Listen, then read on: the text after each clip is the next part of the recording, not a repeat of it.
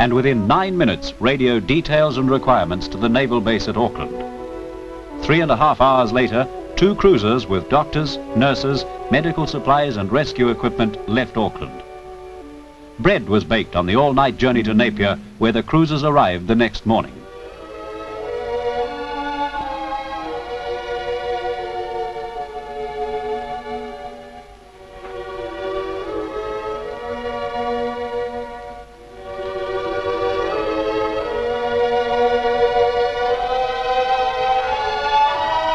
Most of the damage was done by fire. It started in 2 pharmacies with naked gas flames and, of course, much inflammable liquid. At the hospitals, all wards were damaged, and a temporary hospital was established in this park. 1% of the population, some 250 people, were killed. Only 2% were cot cases. Many hundreds, of course, were slightly injured.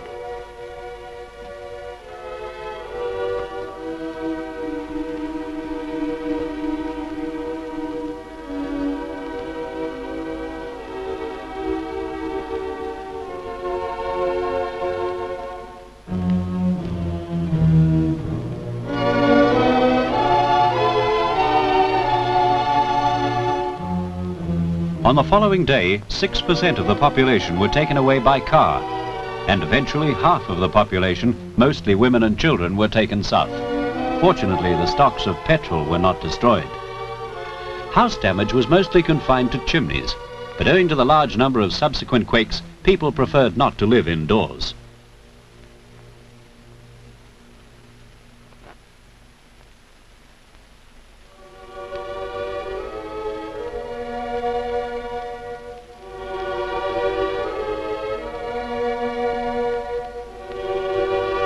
The water pumping station was damaged. The reservoir was cracked, and the water supply failed entirely 1 hour after the quake. One of the great problems was sewerage. The pumps were restarted on the 3rd day, but it was 6 weeks before water and sewerage services were restored to the majority of houses. The Northern Highway. This damage was not typical of the damage to most of the Hawke's Bay roads. The causeway had been built across mudflats and failed largely through lack of lateral support. It was 9 days before a car reached Napier over this highway.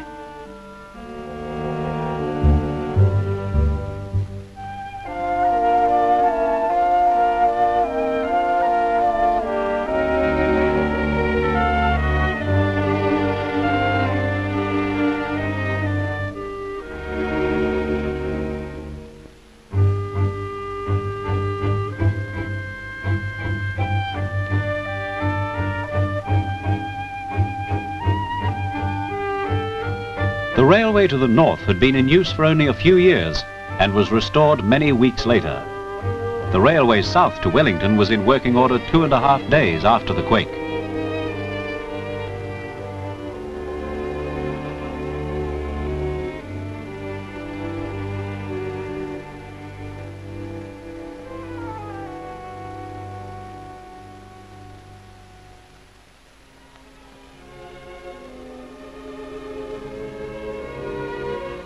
The post office had suffered no structural damage, and when the fire was discovered, it could have been extinguished with 1 bucket of water, had there been one. Telegrams were sent by aeroplane for the first week. In addition to the official radio transmitters, the New Zealand amateur transmitters did sterling work. Lime mortar was used in brickwork instead of cement mortar. For reinforced concrete instead of good clean sand, limestone sand had been used, which reacted chemically with the cement. No cases were seen of reinforcing rods pulling through concrete.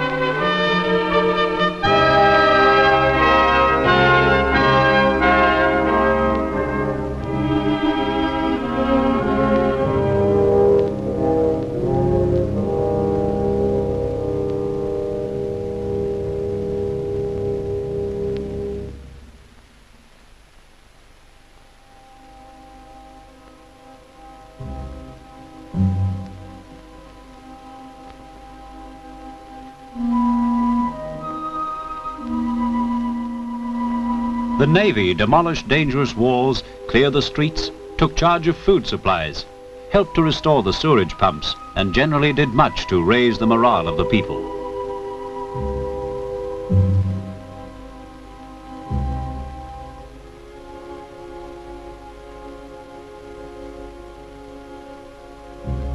Very typical of the damaged buildings was the collapse of the outside walls because they were not adequately tied in.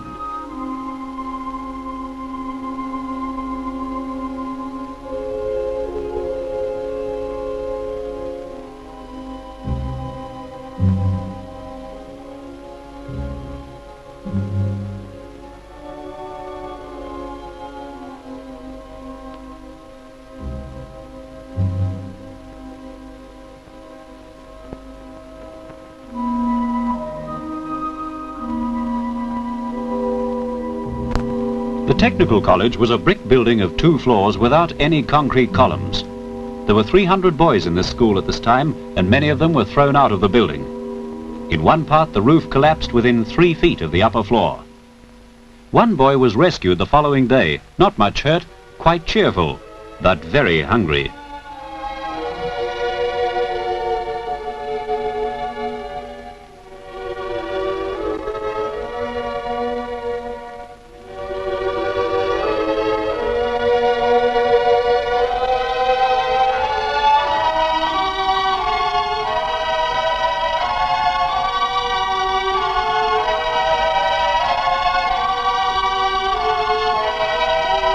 At the Napier Hospital, no patients were injured, although all the wards were damaged.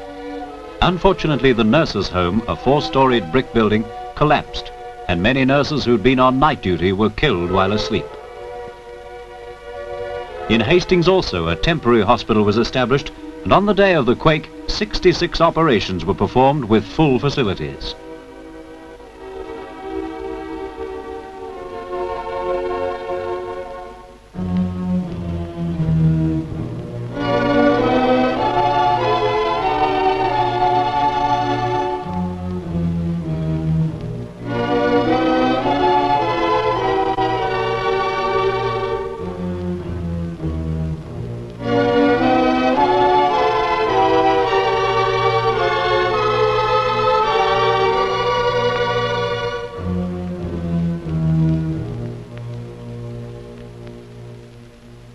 The building here tilted because after completion some of the foundations were dug out for the installation of garages.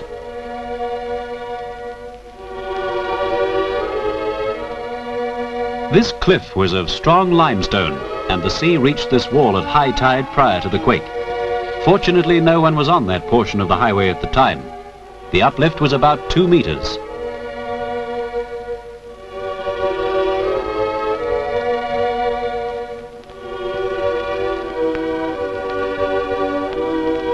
The building on this corner is still in use today.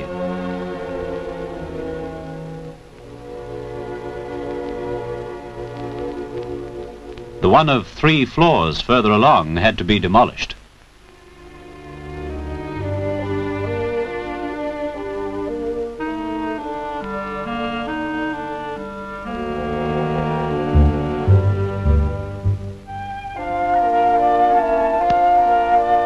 This building had to be refaced with a new front. Supply of electricity from the state system was restored 31 hours after the quake at a lower voltage.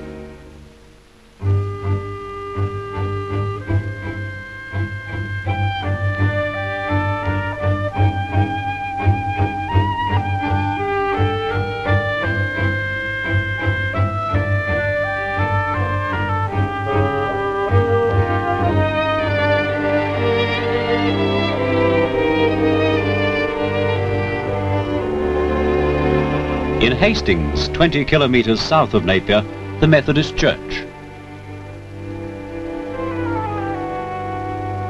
Here, the electricity generating station was restarted 1.5 hours after the quake. Water was pumped and fires were extinguished. 10 hours later, another severe shake put the generator out of action and fire spread through one block.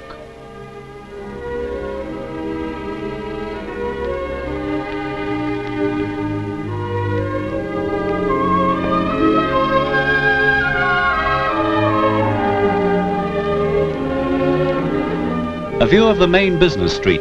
200 premises altogether had to be demolished.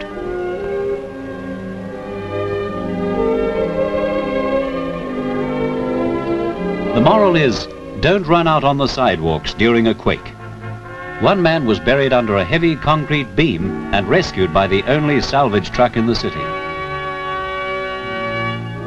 Several well-designed, well-constructed buildings, both in brick and reinforced concrete, not shown in this film, suffered little or no damage.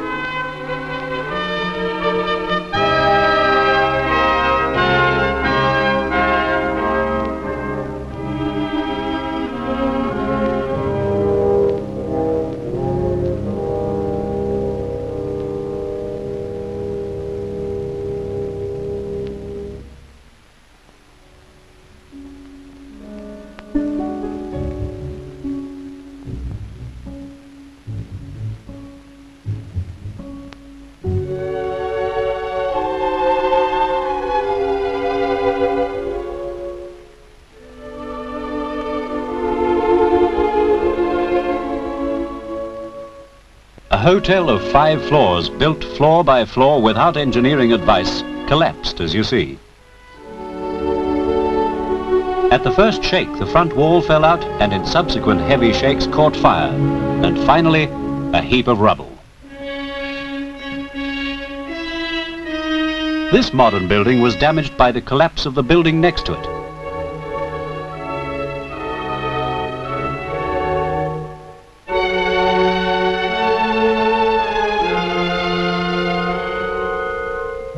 The 2-floored building in the center is still in use today. Another view of the remains of the 5-floored hotel.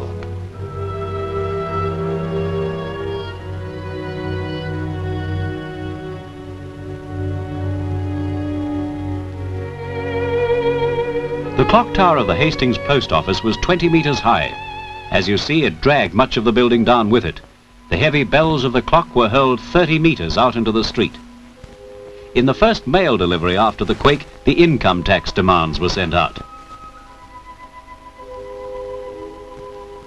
There was no earthquake building code in force in New Zealand at the time of the disaster. The faith of the people in the district is shown by the 2 new cities which arose from the ruins of the old, constructed to a rigid building code.